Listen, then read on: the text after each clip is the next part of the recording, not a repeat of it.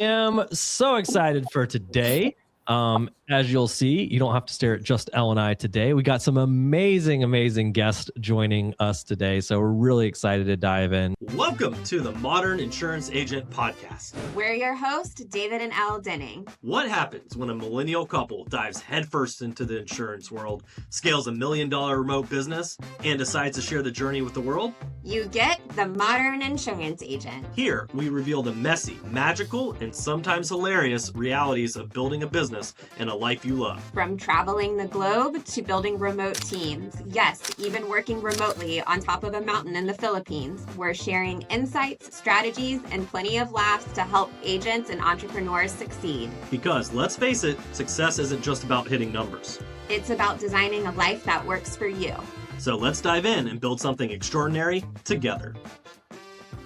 So we got a lot to talk about. And so we're going to go ahead and today we're talking about how agents are making 10, 40,000 plus a month with social media. What does that look like? What are things they've put in place? What have changes and growth look like? What awesome things are they doing in their businesses? We're going to dive into all that. And so today we have an amazing, and I say that with all caps, panel of agents joining us, all with different lines of business and different niches who built inbound opportunities through using social media and referral-based marketing.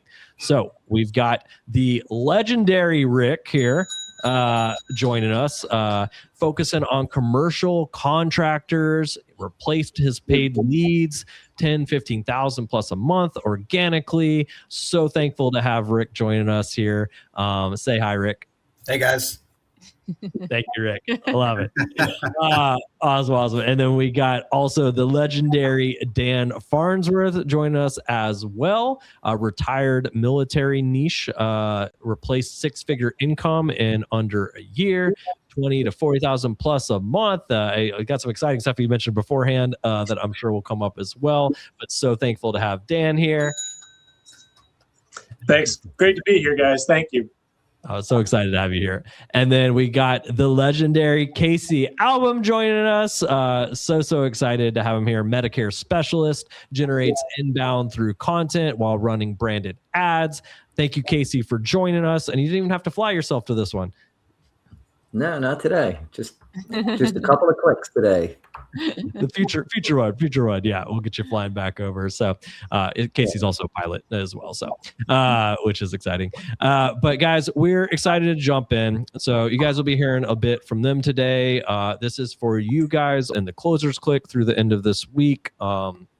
And we'll go over a bit of that at the end, but make sure you grab a time to talk and chat about that at all, and we can cover what that looks like. But today, I wanted you guys to hear from three amazing individuals who were all at different stages, different places, different lines, had different challenges, and what that looked like as they grew, scaled their businesses, and have a chance to ask questions and dive in and hear from them stories as well. So I'm gonna be quiet and move on in to chat in a little bit. And we got a bunch of questions, so we'll kind of move through these and hop in. But kind of first little rapid fire question that I'd love whoever wants to hop in, and then we'll kind of rotate and make sure everybody gets a chance to go. Before you leaned into social media, what was your primary way of getting leads? Rick, we'll start with you. What did that look like for you, Rick, before leveraging social media at all? Sure. Yeah. So before I started with Jumpstart Go, I have literally tried everything. I've used paid leads. I have used social media advertising. I've used Google ads, Google click-to-calls, literally everything you can think of. And I was able to replace all of that with this program. So I love that. I appreciate that, Rick. And we'll definitely talk about, hey, what did that look like? What that change that happened? What that feel like? We'll dive into all that. But I really appreciate that. So primarily we're working paid leads and paid sources before that. And if I remember right, Rick, I think it was like I'm buying, this amount of leads a month, and then I'm doing about that same amount in commissions. And it was kind of a little bit of a hamster a little bit, which that's right. Yeah, anybody in the exactly comments can relate to that of maybe that feeling a little frustration of almost a hamster a little bit, right? I don't know how to I don't know, wheel. I don't know. Write something in the chat. Frustration, I guess. But no, I love that. Thank you, Rick. And then Dan, what did that kind of look like, your career transition? How were you starting off initially with prospecting? Sure. Yeah. So for us, I mean, it was kind of the same story. You know, when you get into the business, you kind of get recruited in through, some IMO, and that was kind of my story. Buying leads, of course, the initial introduction to the business was go talk to all your friends and family and tell them that, they should buy some insurance. And so that failed pretty bad. And I knew after several months that if I was going to get serious about this, that I had to find a source that was going to be not only, legit, but also sustainable. So I feel like that's really been the case. And I've been very happy ever since. I mean, we were able to replace a lot of the lead buying and a lot of the, just reaching out and begging for referrals, by pivoting to social media and really optimizing that. Love it. I love it. And I know we talked beforehand, so there's already like some exciting stuff that I know we'll get to and mention, but definitely want to hear about that YouTube video in a little bit, as that's super fun. And then Casey, what did it look like with what you were initially focused on in prospecting and working before starting to leverage social as well? Yeah, so this is my second go around in insurance. Back in the late 90s, I was in the family expense field. I was using the prepaid reply cards, doing door knocks. Wouldn't want to do that today. Fast forward 25 years after a corporate career, and after a layoff, I came back into the insurance business. Started out, I was buying some leads. I was doing a little bit of everything just to try to get stuff going. Started watching you guys online. Started dabbling a little bit with some social media stuff. We, of course, were running some paid ads, which was feeding me a little bit. Did not like my paid leads. I won't mention the name of the lead vendor, but just calling and people are like, I never requested that. I don't know how you got my information. And I think anybody that's worked paid leads has seen that, and there's more of that in a lot. So started trying to implement social media on my own. I was lurking in the marketing for insurance agents group for a while and thinking like, yeah, maybe this is something I could do. But no, I know I'm a do-it-yourselfer. I can figure this out on my own. I don't need to work with anybody. Did that for close to a year. And then in August, getting ready for open enrollment this year, I had some good success in my first year, qualifying for a convention. So all in all, pretty successful year. I'm thinking like, all right, I really want to scale this. And so in August, I made the decision to join the Closers Click, and it really changed my whole approach as far as building a brand organically. Had a great AEP, and starting out 2026, I'm actually almost 50% ahead of where I was at this point last year. Let's go. Congrats. Oh, David's throwing money around. Yeah. And the thing that has really opened my eyes is that I'm starting to get referrals, but as I'm talking to people and existing clients too, like, oh, I see your videos on Facebook. You're so knowledgeable. Can I share this with my friend? Yes. Yeah, those types of conversations and comments are starting to happen more consistently. And I'm going to tell you, if you start with the Closers Click, you're going to wonder at first if it's going to happen, because it's not an overnight thing. And you guys were honest and upfront with me about that. But yet I still thought, all right, I'm going to join at the end of August, open enrollment's in a month, and I'm going to be raking it in by mid-November. Didn't quite work that way, but slow, steady progress. But now I'm starting to see results. So for anybody that's out there like me, that's been lurking, that's been listening to the podcast, but hasn't been ready to take that next step, the best time to do it was a year ago. The second best time to do it is now, and I'm proof. That's right. I love it, guys. And this, I wanted to ask this. This was one of the questions, but I do want your guys' thoughts. I was looking at me like I didn't write this thing, but what did you guys initially think?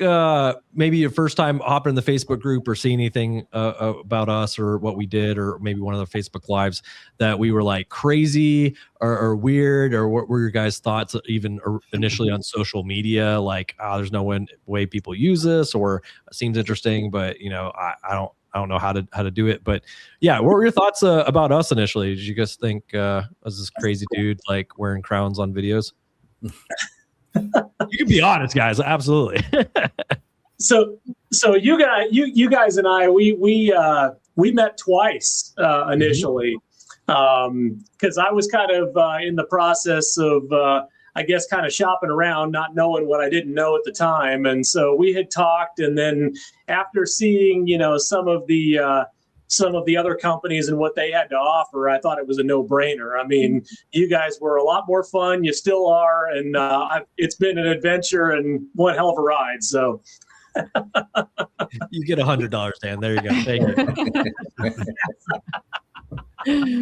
I don't know. Rick, do you think we were insane? Well, I mean, you guys do post some pretty funny videos. Some wild and crazy videos to get your attention, but I mean, I was, kind of like these two guys. I was lurking around in the Facebook group for about a year before maybe a little over a year actually, before I finally decided to hop on board. I'm not sure if I didn't necessarily believe that it was like real, but kind of goes back to just insurance agents just getting burned on leads all the time, people promising the world and never delivering. And I just, there's always that, that pull, right? Like, oh shoot, it's probably too good to be true. And I just, I remember, whenever I first started, it was back in, 2-3 years ago. Right. And I was on the phone with Elle, and it took, she had to really go in on me for me to finally make that move. And I did, I took a leap of faith, and it was the best thing I ever did for my business. So. Oh, yeah, I remember you feeling so skeptical, and it was just that feeling of like, I've been told this before, and I'm on the other side being like, I really don't know how to communicate more to you that we've got you, and we will not let you fail as long as you do the things that you need to do. And you did. You came in and implemented and took action. And I know we've got a little segment later on that about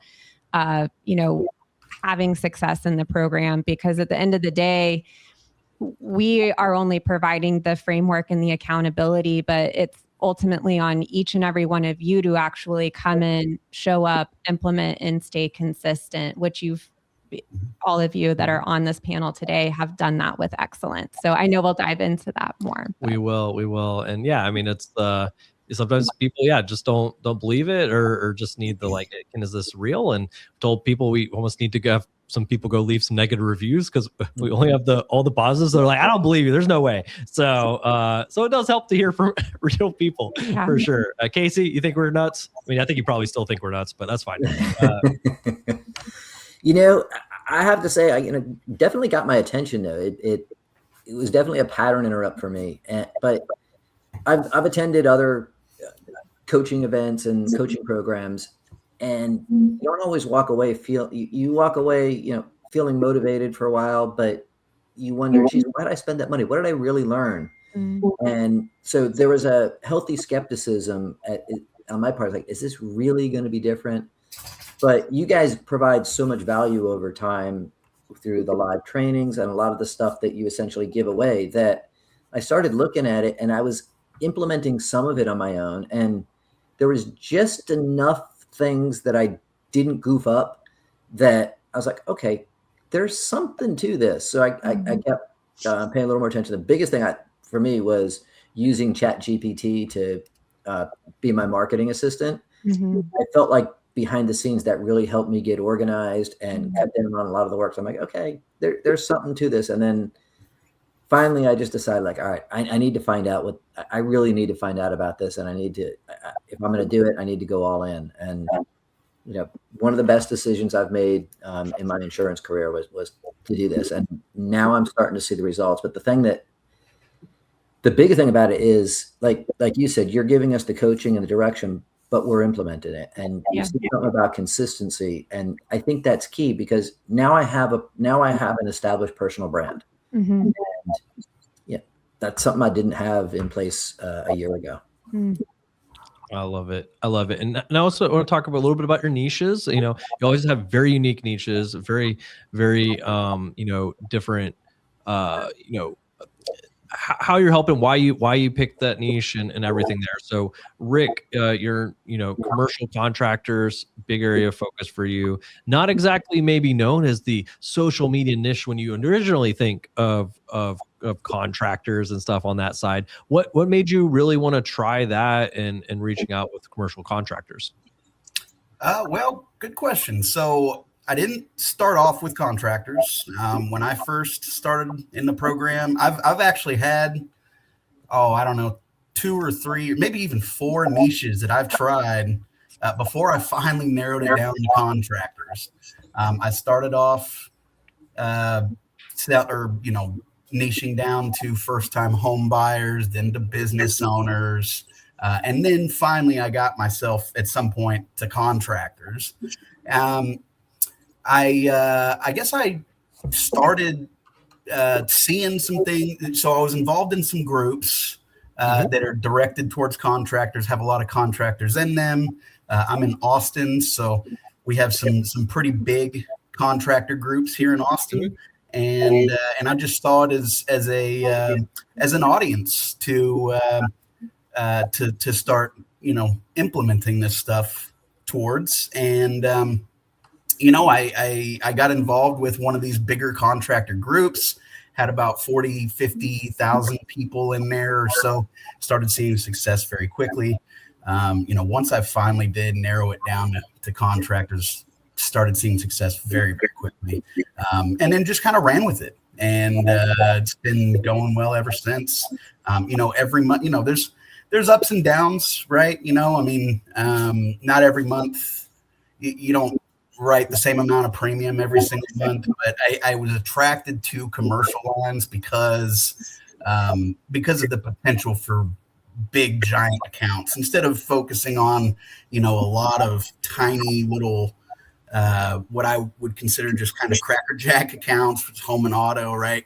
I started, looking towards more of the bigger fish, and getting a little bit more juice for the squeeze, if you know what I mean. So.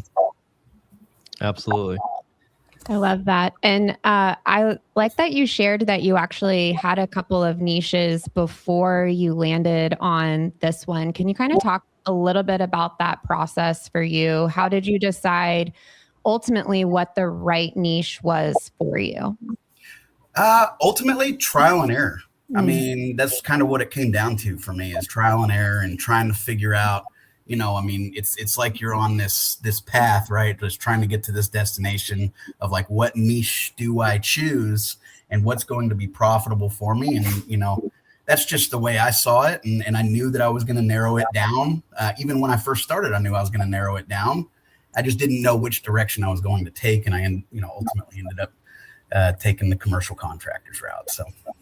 I love it. And what encouragement or advice would you give to agents that are maybe listening and feel even scared to niche down to begin with?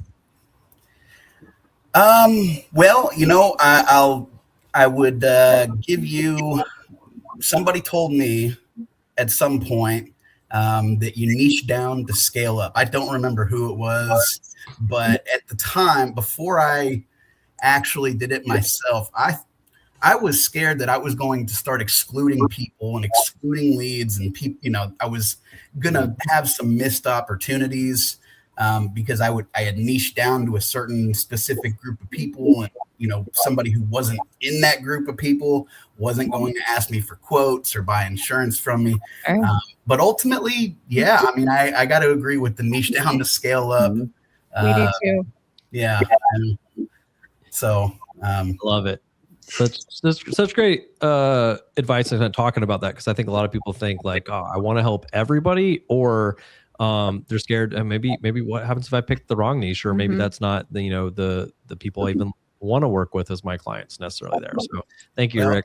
I got some good news for you. You pick the wrong niche, you can always re-choose. That's right. You're 100% right. I love that. I love it. And Dan, at the beginning, with you walked away from a guaranteed 6-figure job eventually from there. And that's not just casual. Can you speak to kind of the importance of defining your niche and leading to that transition? Sure. So I know I probably don't talk about this or showcase it very much, but I was actually in the Navy. Yeah, no, would have no idea, Dan. Also, thank you for your service. Yeah, thank you.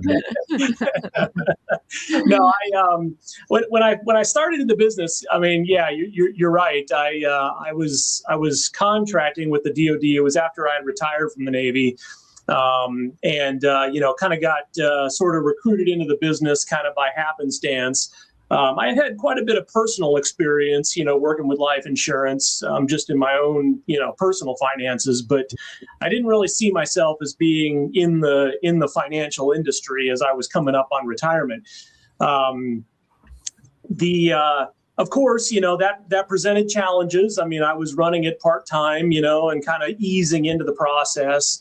And I didn't really have a lot of direction at the time. And in fact, I mean, I still to this day, and you guys, we've talked about this in, previous podcasts and whatnot. I still credit, my decision to niche down to the veteran community largely to, the program here with Jumpstart Go, because I wouldn't have really thought to do that before that. I kind of would have been more in that mindset that if I was niching down to just that just that smaller group, that I would be, again, like Rick was saying, limiting myself on opportunities. So I was kind of going out there and just trying to talk to anybody that would talk to me. And what I found was that just wasn't very successful. I will be the first to admit I'm not a very good sales guy. I don't come from a sales background. People talk in this industry that they could sell an Eskimo an ice cube. Well, I have a hard enough time selling them a blanket. Okay, so. It's true. In the military, you don't have to be a salesperson. People do things because you tell them to, because they'll get in trouble if they don't. So you don't have to really be, real greasy in that sense. So the alternative was to create a target market of people that I could establish a rapport with based on our shared experience. Mm-hmm. And so to me, when I was first kind of brought up about, kind of niching down to the veteran community, which has been an extremely rewarding experience, by the way, it just made total sense. Because now when I get on the phone with potential clients, even if there's a little bit of reluctance at first, they're kind of trying to feel me out. They don't know who I am necessarily. They may have seen a video or an ad here somewhere. I mean, we could instantly jump into a conversation about military service, whether it's, serving in combat, whether it's, stories about boot camp, whatever the case. And we instantly have that connection. And so I saw a question in the comments earlier, do we need to have a niche? I believe that you do, because having a niche is going to give you an audience that you have a personal connection to and that you understand, better than you can, connect with, necessarily other audiences. And yeah, you could always change that. But having that area of expertise is just going to make it that much easier to communicate with the people that you're trying to communicate with. I love that. And we see it across the board. Our most successful clients with the organic social media, but on paid ads too, in marketing, is they have a clearly defined target that they are speaking to. They have that niche well defined. And the biggest thing that we see is people not ever really taking the step to define it. And I loved what Rick shared earlier about that. He kind of went through about 4 before he really found that target. And I love that for you, Dan. Now, you had your target, but how big was your audience really when you got started on social? Well, it took some time to kind of build it out. I didn't realize, in fact, that there were so many veteran groups on Facebook. Yes, that's the other great thing about having a niche. Same thing with Rick, Facebook groups and contractors. Mm-hmm. Yeah, and it, when you look at the total sum, I mean, granted, when you're talking about the numbers game, yeah, there's over 1 million veterans in the country.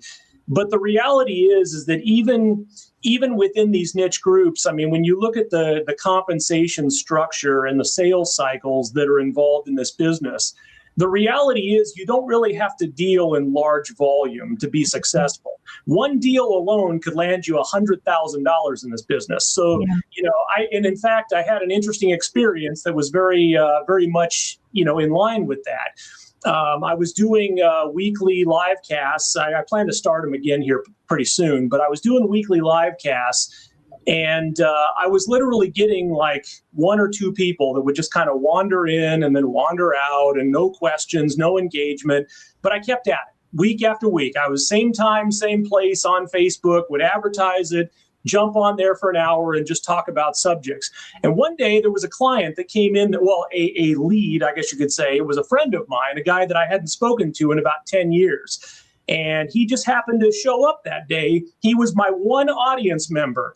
Would you believe that about 6 weeks later, we ended up doing a $1.1 million annuity rollover for this one person? Let's go.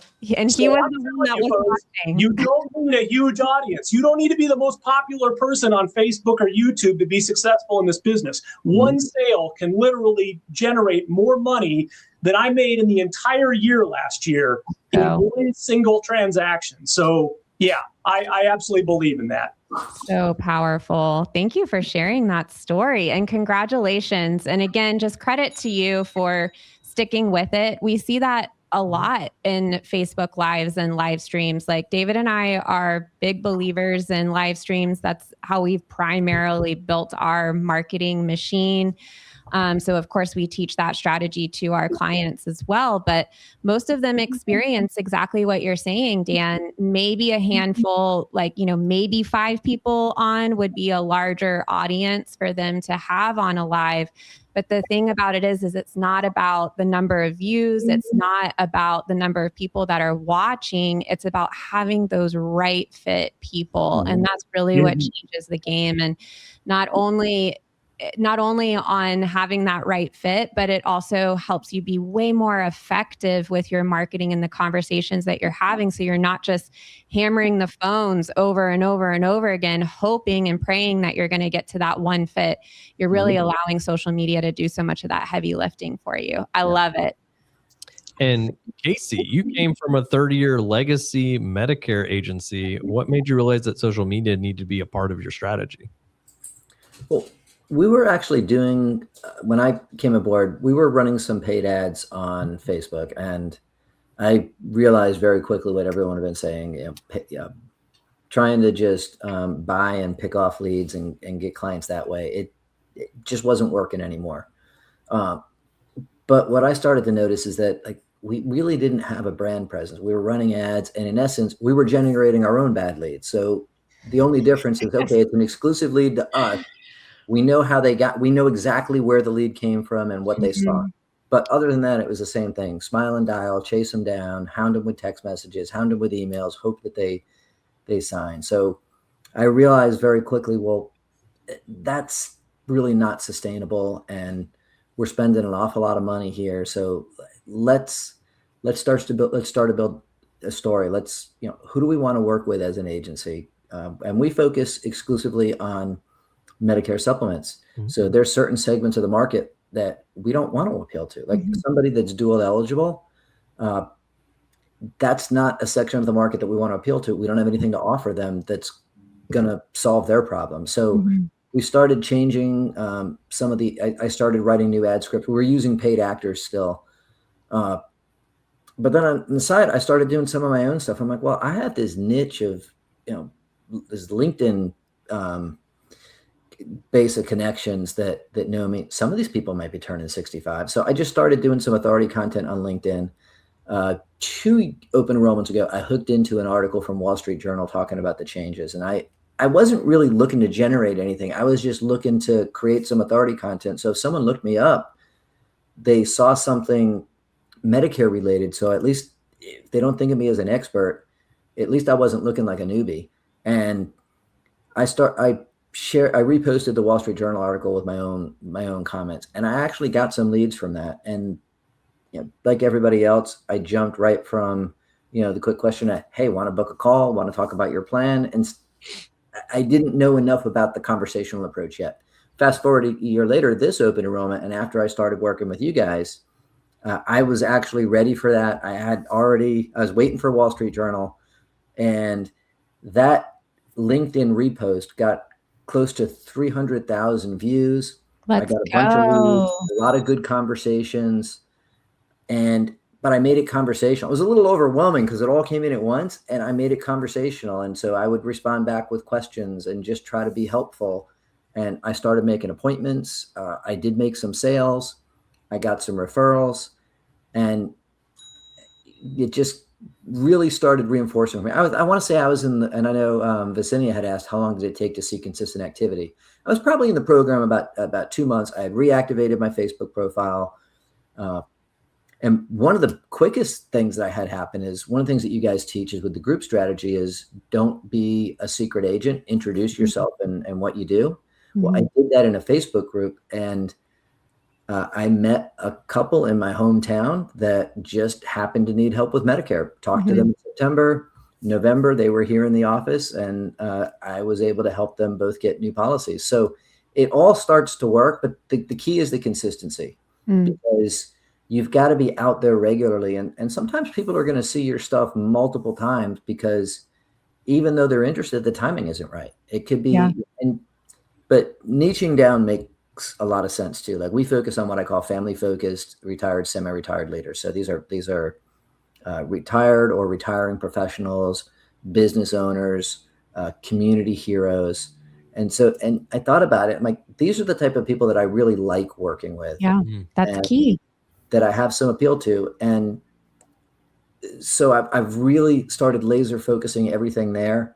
And I'm finding that the prospects that we're working with are much better prospects. I'm talking more and more to people that at least have a need for what I have and at least a marginal interest in talking to me. And that makes those conversations a lot easier, because even if you can't help them, it's a warm conversation. It definitely plants the seed for referrals as well. So absolutely.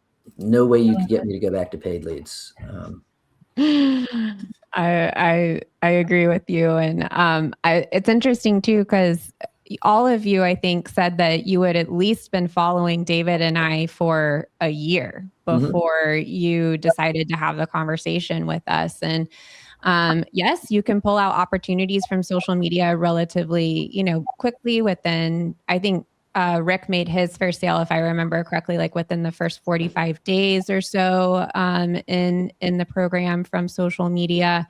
But one of the things about it is that it's this nurture machine and that's really where that compounding and that snowballing comes, is from that consistency over time. And it completely transforms your business, instead of going from that chasing and pounding the phones, you've got people that are reaching out to you. You have your referrals that are growing. Your audience is growing. You're becoming more memorable and top of mind. And all of that goes back to consistency. I love it. I love it. And I want to talk about some of the things that created that momentum, right? And so Rick, like you built a hyper specific Facebook group. Why did niching down change everything, and how well has that group generated momentum for you? Yeah, you mean, my Facebook group? Yeah. I mean, so how has it generated momentum? Well, what it does, it's like an expansion of my personal audience, right? I don't own the Facebook group, but I am the admin of the Facebook group. And so therefore I have, at least I think, I don't know exactly how the algorithm works, but I think I have the most reach in there. So when I make a post, when I do a video, when I do something like that, I see hundreds of people that view it, see it, and either react to it, comment on it, stuff like that. And so, the more people that engage with it, it's a public group too, so everybody, all their friends see it. And so it just kind of spreads. So that's how it it's really, having my own Facebook group has really helped me. Yeah, and you've been able to, therefore, from that source business out of that with the contractors coming to you ultimately for their commercial insurance, right? Correct. Yep. I love it. It's like your own little honeypot, little honey hole, right? So yeah, Elle described it a few months back when I first started it. It's more like a lever that I can pull, right? Because I can just go in there, make a couple posts, and within a couple hours, I got some people in my inbox saying, "Hey, can you help with this? Can you help with that?" Beautiful thing, man. Yeah, I think a lot of agents wish they could just like, I'll just pull a lever and have people come talk to me, right? So. I love it. Plus, they see you as an authority from the one leading the group, what you're posting, what you're talking about. It's like, of course, I'm going to come talk to Rick. I mean, that just makes sense, right? So, I love that, Rick. Thanks for sharing. And then, Dan, what does your weekly activity realistically look like, and as far as creating the momentum and opportunities there? So, I've kind of pivoted a lot of my business, over my marketing at least, over to platforms like Instagram and now YouTube. So I started the YouTube channel probably about a year ago. I found out, like taking an ice bath, just how difficult that can be.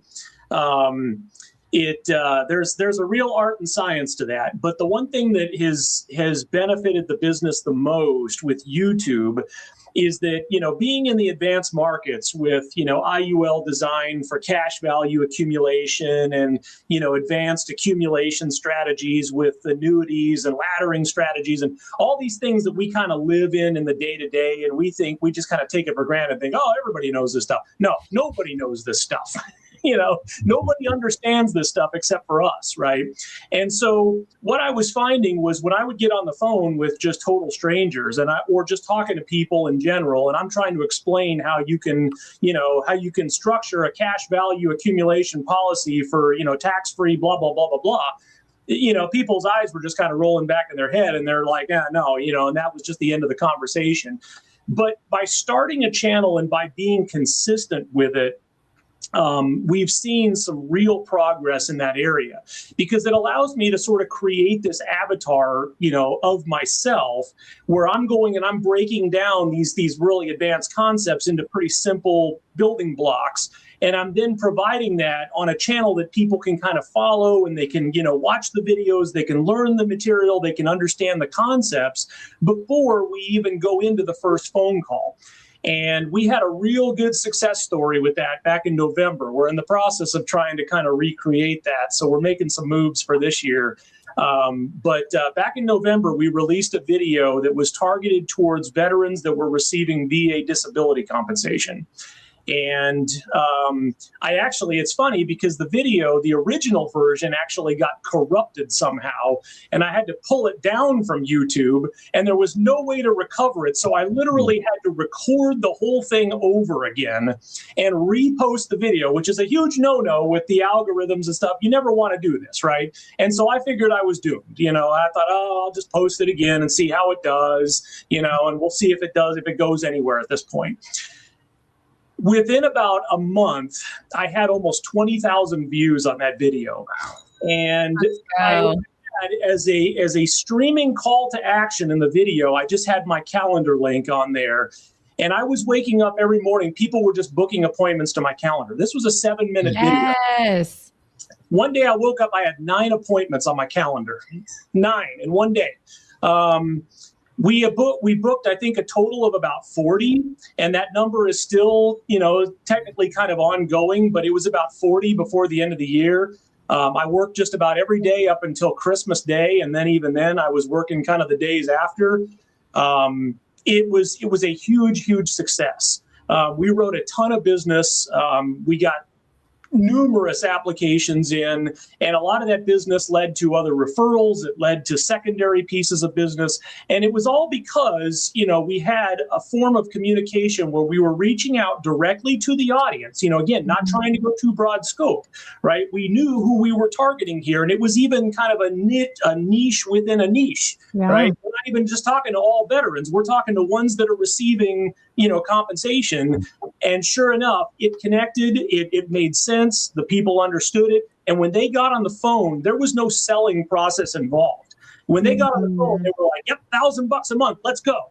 You know, it was very simple. I mean, I was like blown away by how effective it was.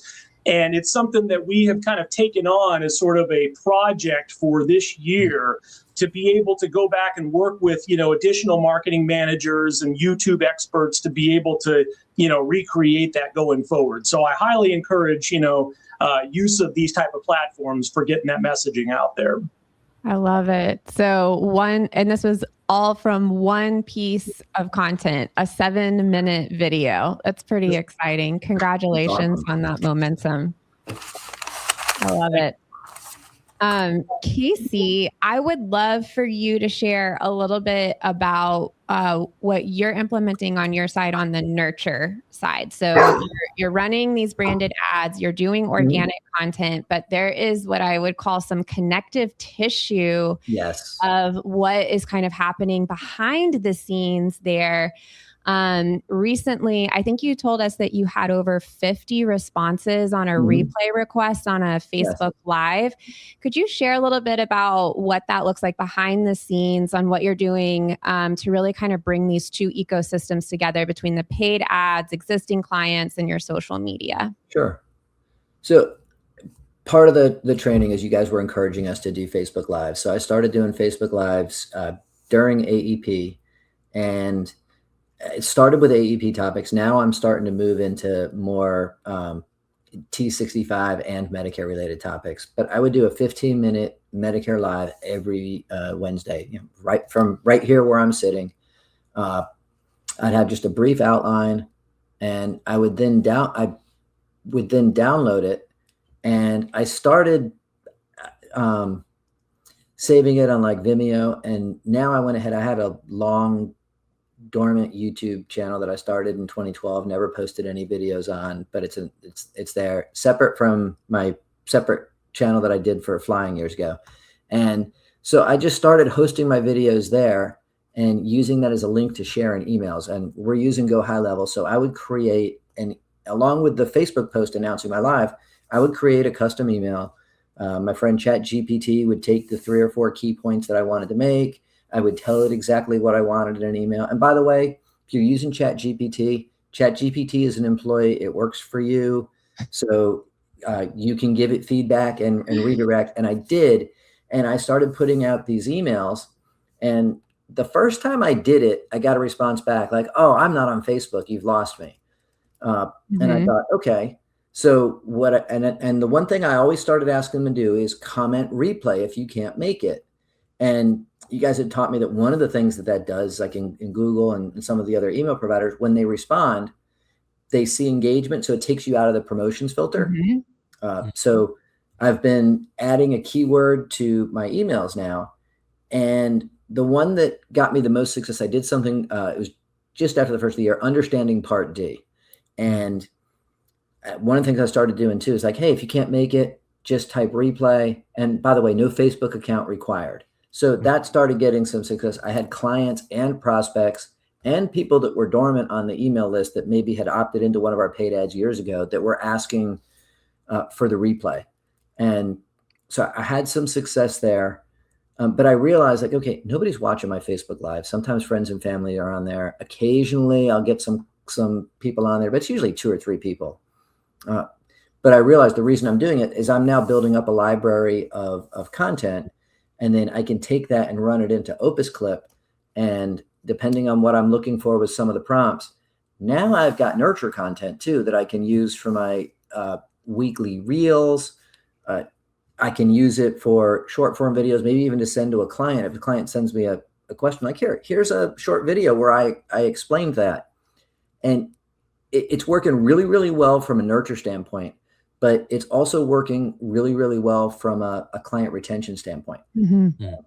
People are seeing my face. So it's, even though I'm doing business all around the country. It's rare that somebody comes and sits down in the office, but it's creating that in-person feel. They feel like they know me. So it's worked really, really well.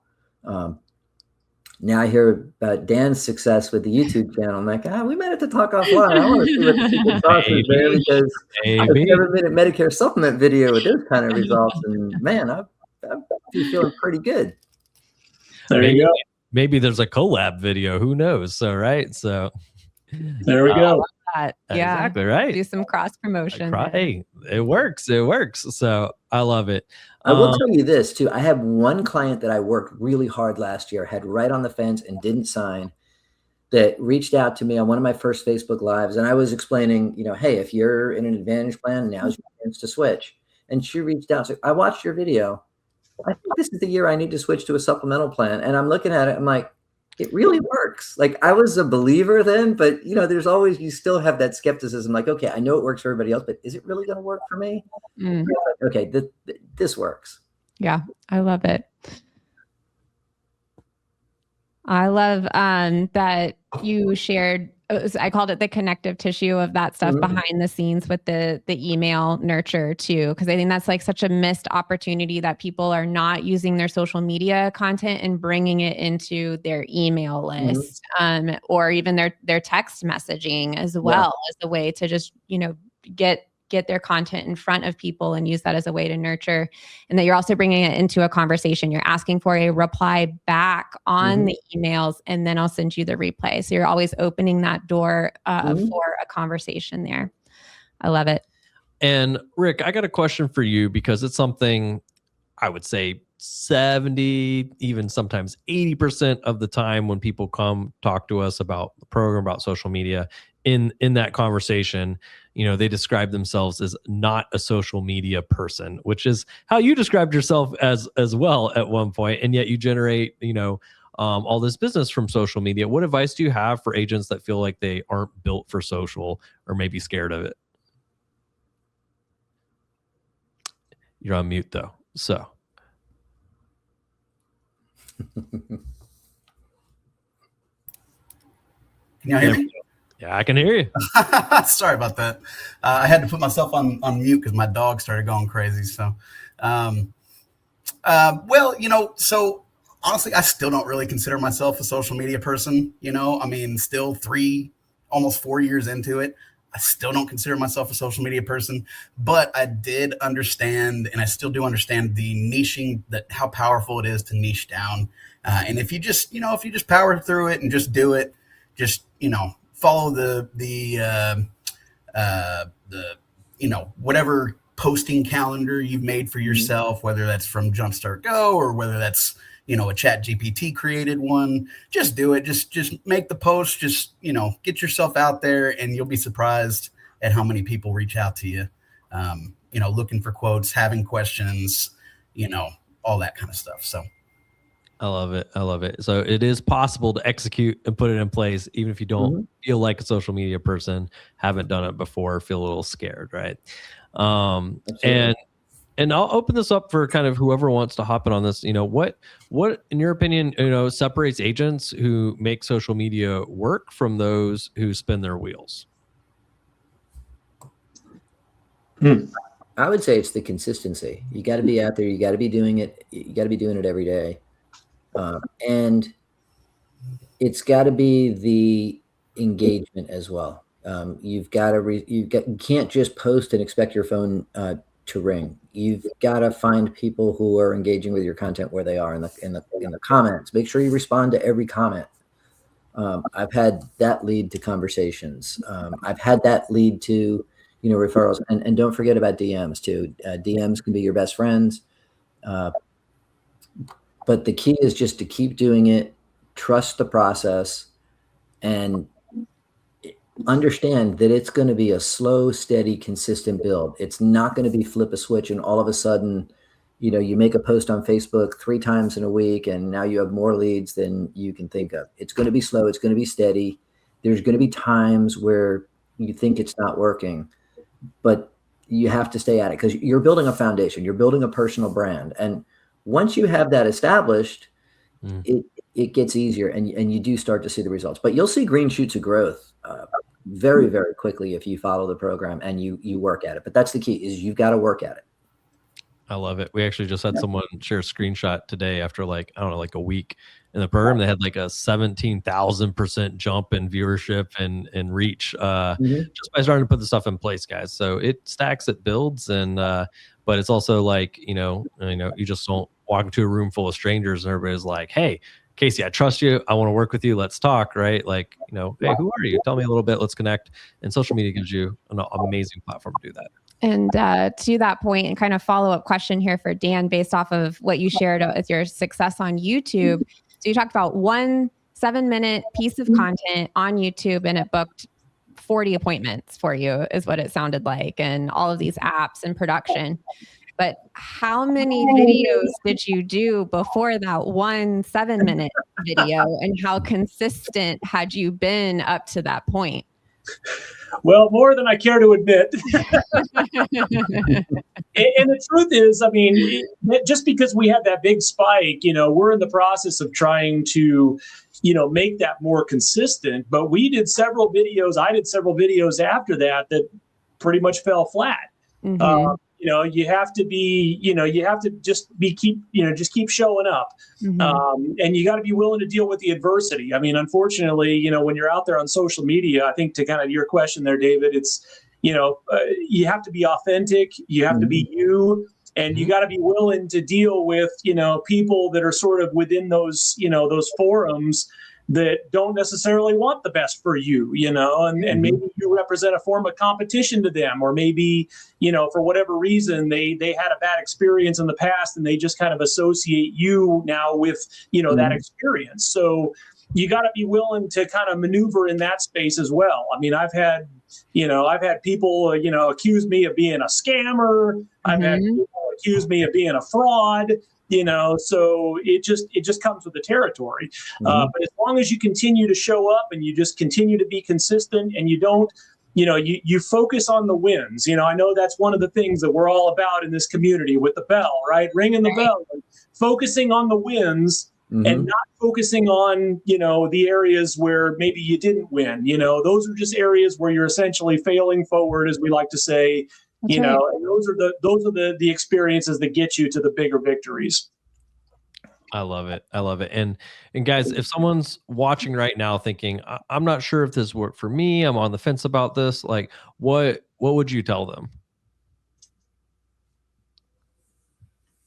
Oh, I would say at least schedule your action call. At least have a conversation, get the details, and find out exactly how it's going to work, and then see if it's going to work for you. Don't be afraid to have the call. I actually wish that I can't tell you how many times I clicked through and I was going to make the call, and my God, it's only a 15-minute call, and then something happened. Like, I wish I had made that call sooner, because I'd be much farther ahead than I am now. But I don't regret it for a minute. And I've had some really good results, and I'm really, now that I'm into, I guess it's been about 5 months now, I'm really starting to see all that start to compound, and I'm starting to see some consistent results. And I think I'm just scratching the surface. Yeah, you are. You're just getting started. And Dan, what were you saying? Oh, no, I mean, I agree with Casey on that 100%. I think that, for anyone that's mulling over, the investment itself, I would just throw out there that the cost of lost opportunity or missed opportunity is much larger. It's getting started is, that's where it all begins, right? It's just getting the wheels in motion. And when you look at what you're essentially giving up by not doing that, I would say that the cost of that is a lot higher than, just kind of being on the fence. So Great. I love it, guys. And before we kind of re-talk through, hey, what are some of the special bonuses we're doing, everything there, if you guys are open for it, I'm sure there might be some that are listening or watching this like, hey, I would really love to connect, either one, just like what that has looked like, the experience a little bit, but also too, like, hey, I work with a similar market in a different line of insurance. You'd be amazing referral partner for me. All right. I'm looking to do some collaborative content or, connect with agents outside my state. That would be a good help for my clients and stuff like that too. For those that are wanting to connect, if you guys are open for that, if you guys can write connect in the chat, guys, and make sure to reach out to Dan and Casey and Rick. They are very friendly. I promise they don't bite. And they are absolutely incredible, and I'm sure would be happy to answer a question, something for you guys, and maybe even some really cool collaboration opportunities. I always find, just conversations is where magic happens, and so talking to people. I love it. Do you want to answer some questions here? Yes. Do you have some pulled up? And we can go through a few questions if you guys are up for a couple questions here. Okay. So I think Medana, I'm not sure if I'm pronouncing your name right. How much time per day do we need for this? So I'm curious especially as you guys were getting the process started, about how much time per day were you using or to implement to get started? You really need about 15 minutes a day. It's very easy. I'm just going to warn you. It's very easy if you don't discipline yourself for that 15 minutes a day to become 2 hours a day.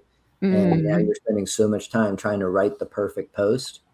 Done is better than perfect. Keep it to 15 minutes a day. Schedule it at a time that works for you, and then go about your day.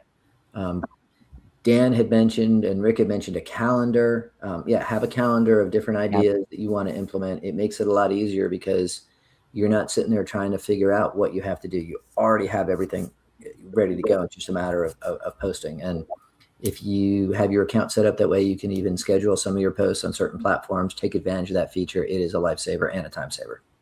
Love it. Agnes, how do you deal with imposter syndrome? Anybody want to jump in on that one? Dan? Dan's ready to hop on that one. Is it mean like feeling like you are an imposter? Is that what we're referring to here? Yeah, I think it's reference. Let's take your transition, for example. I'm moving into something that's maybe a new industry for me, something, that I'm now telling people to come reach out to me or positioning myself as the expert for people to get help with and stuff there. And then maybe in their own head, they're also like, well, I'm kind of still new at this or beginner. It's not something I've done for decades or have a whole career I've built around yet. And so what does that look like for me to be out on social and kind of put myself out there? Oh, okay.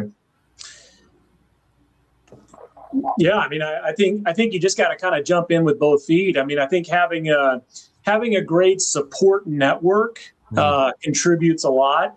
I can tell you that even now, years into this, it's in my daily rhythm that if I'm not on the phone with clients, I'm on the phone with agency uplines, agency owners that I'm contracted through, case managers, anybody that I can reach out to. Obviously, I'm not just trying to, get anything for free. These are people that I do business with, but anybody that I can just bounce ideas off of.